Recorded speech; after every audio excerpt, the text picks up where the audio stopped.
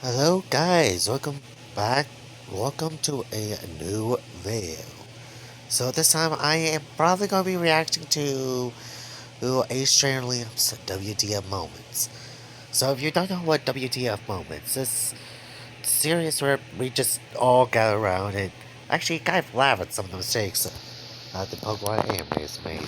So let's actually get right into it.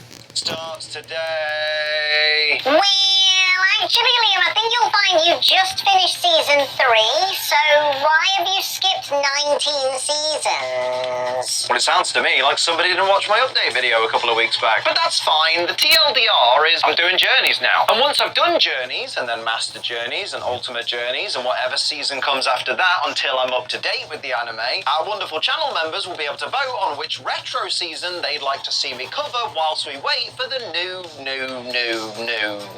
season. But of course, that's gonna be a while. So in the meantime, the journey starts. Now, to start things off, let's address the elephant in the room. This is the first episode of a brand new season of Pokemon. Not just a brand new season, mind you, but also a new generation. The Gen 7 era has ended, Ash is the Alola champion, and now we're taking our first steps into Generation 8. And what did Pokemon in their infinite wisdom decide was the best way to start off a brand new season, a brand new generation of their anime? That's right, a filler episode. Seriously, this episode is just Ash's Pikachu's origin story. I'm pretty sure nobody ever wanted this. Now, if you'd have told me the first Pokemon we'd see in a brand new season of the anime would be Dodrio, I'd have never believed you. But okay, fair enough, it is a nice callback to previous visits to Pallet Town. And it is nice for Pokemon to remember the past for a change, until Ash inevitably forgets what resists electric attacks, as always. We're introduced to a young Ash Ketchum who wants to go to Professor Oak's Pokemon Yeah, the number of times he forgot that is astounding.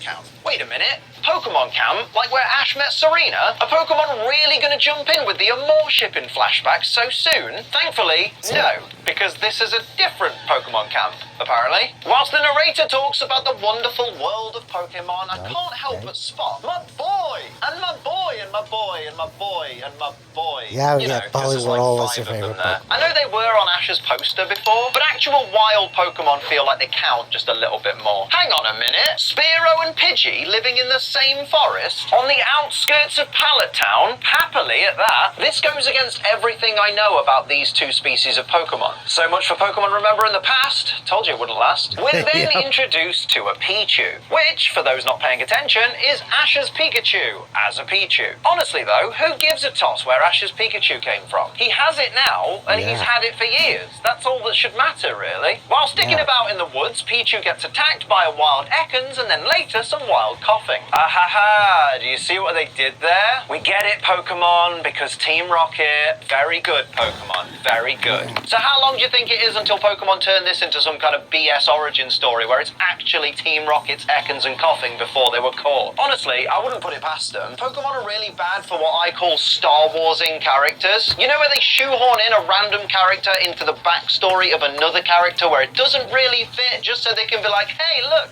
this character used to know this character. I'm looking at you, Chewbacca and Yoda. Why the hell do you know each other? Why the hell...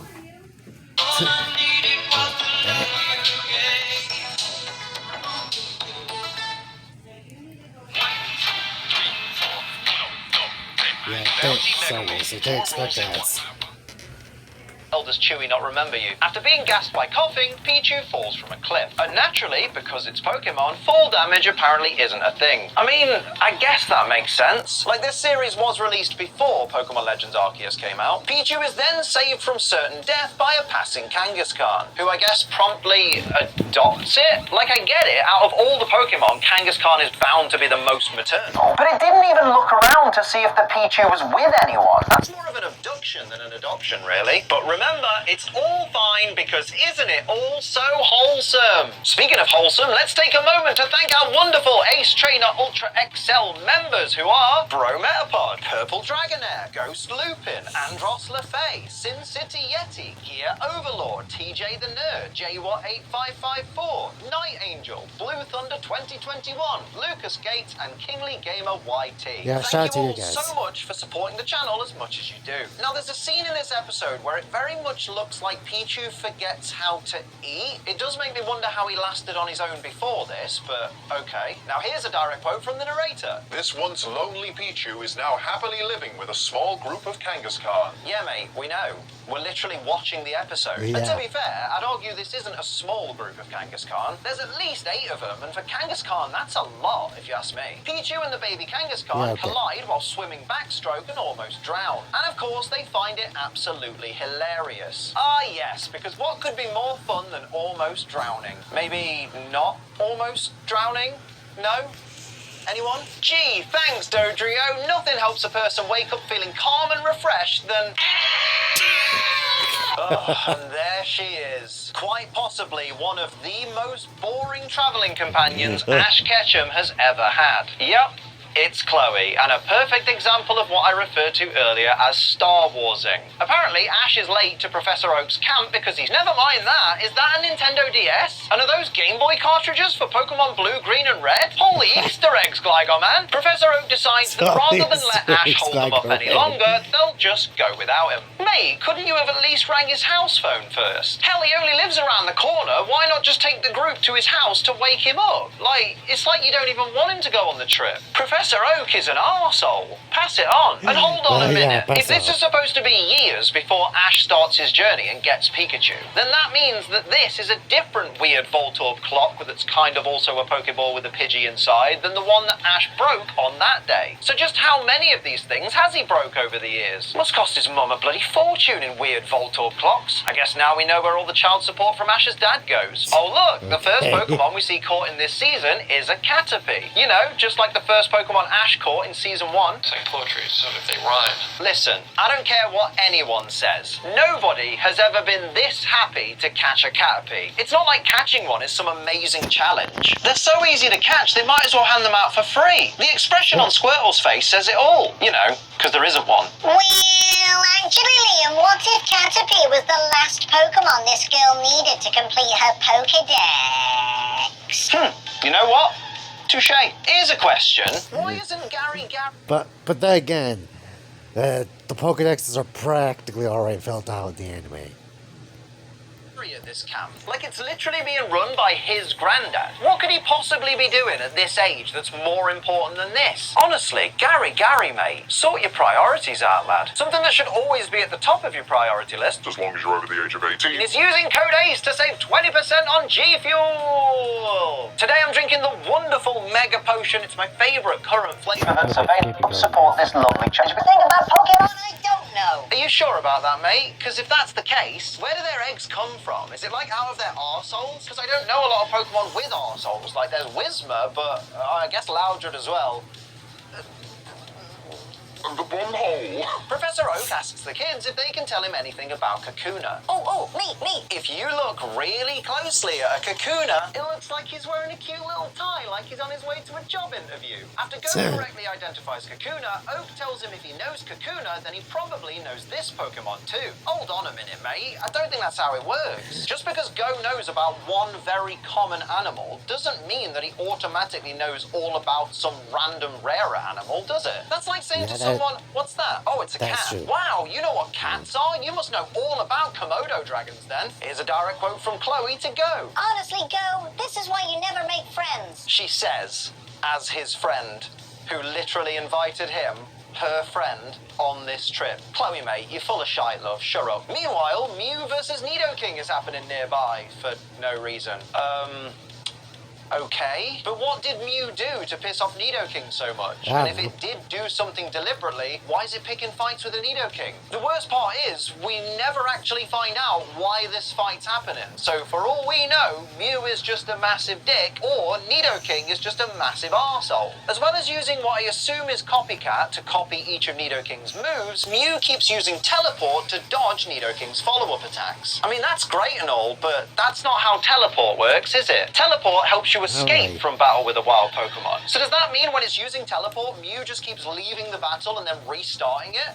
That's annoying. I'll be honest, Yeah, I it don't is. really get why Nidoking's so phased at having Sludge Wave used against it. It's a ground and poison type. It double resists it. Plus, it's from a Mew, so it doesn't even have same type attack bonus. Apparently, this Nidoking is a pussy bitch. Pass it on. Here's a direct quote from Go. Who's that Pokemon? Ahaha, he said the thing from the thing. But also, I thought there wasn't a thing about Pokemon that Go didn't know. Sounds to me like he didn't know what this one was, Go. Therefore, Go is a numpty. Confirmed. I want to address this because I hate it. Look, I don't mind the who's that Pokemon thing before the ad breaks because it's a staple of the anime. My problem here is really simple. Why do they not say it's and then the name of the Pokemon anymore? Like, it's Pikachu. Like, sure, they do put the name on the screen, but that's not the same as hearing it said out loud. Not everyone can read, you know. Well, actually, Liam, you can read, can't you? Of course I can, but it doesn't mean I want to when I'm watching cartoons. As Go Exactly. and Chloe are chasing after Mew, it uses Transform to disguise itself as a Magmar, and then a Tauros, and then a Lapras. Thing is,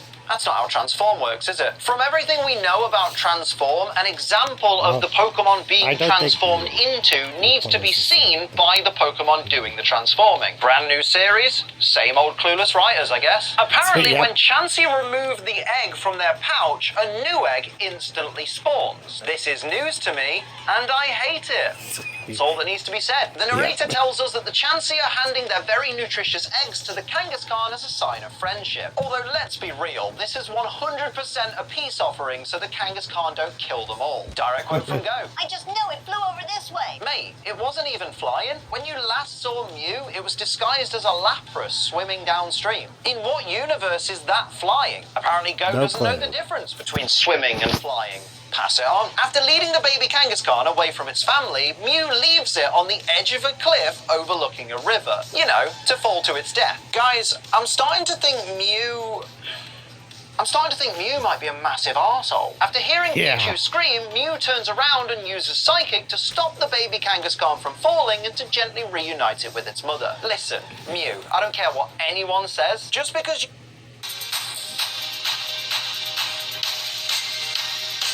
you went back and fixed the problem, it doesn't exonerate you from causing the problem in the first place. Like, fair enough, everything may have turned out fine, but you're still a dickhead.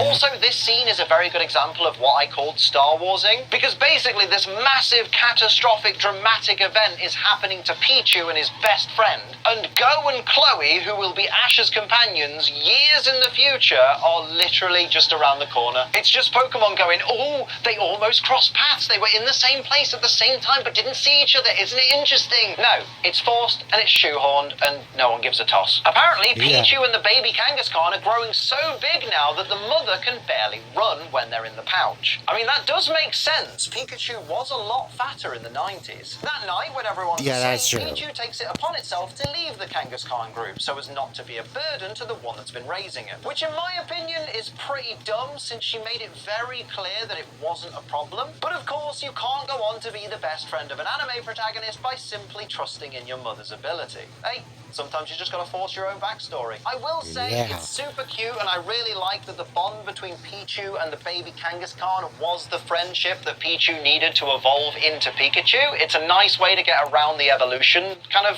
issue. Not a strong enough bond for you to stick around though. Hey Pikachu. I don't get why either. He's a Pikachu now. It's not like he needs to stay in Kangaskhan's pouch for protection anymore. He can defend himself now. So I don't get why he can't just go back into the cave and go back to sleep with his adoptive family as a Pikachu. Pikachu, mate, you're just being dumb. And let's not forget that at some point, this dumbass gets himself caught by Professor Oak. Well done, mate. Way to make your family proud. So you're on your own in the wild for, what, a day? A week tops? Well done. Now, I know it's just standard for anime to reuse shots, but reusing this shot makes it seem like neither Ash nor his mum could be bothered to clean up that mess for years after he missed camp. Now, I will say, all WTF moments aside, seeing this scene recreated in the modern anime style really is a thing of beauty. Like, it's not perfect, like some of the lines are different and a lot of it is glossed over for speed's sake, but it served its purpose and it really did hit me in the nostalgia. Bravo, Pokemon.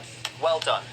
Mate, if this face isn't just a whole ass mood. As the episode Yeah. ends, the narrator tells us that Ash and Pikachu have had many adventures together. Many is a bit of an understatement, don't Yeah, you at think? this Like they've point. had over 20 years of adventures together, mate. And somehow Ash is still 10 years of age, despite having birthdays and whatnot during the seasons, and Pikachu somehow hasn't died of old age. Seriously, don't mice live for like 5 years tops? Shouldn't he be a ghost type by now? Oh yeah, and we get a Yeah. post-credit scene of Go saying his whole "I can hold my future in the palm of my hand" catchphrase for the first time or whatever. Stop trying to make it happen, Go. It will never not be cringe. So those are my WTF moments for Pokemon Journeys Episode 1, Enter Pikachu. No laughing at the back. Let me know your favourites and any... Okay, guys, so that was my first reaction video to Adrian Liam's WTF moments for Pokemon Journeys. So, if you guys like this video, go down, like, subscribe, ring that bell.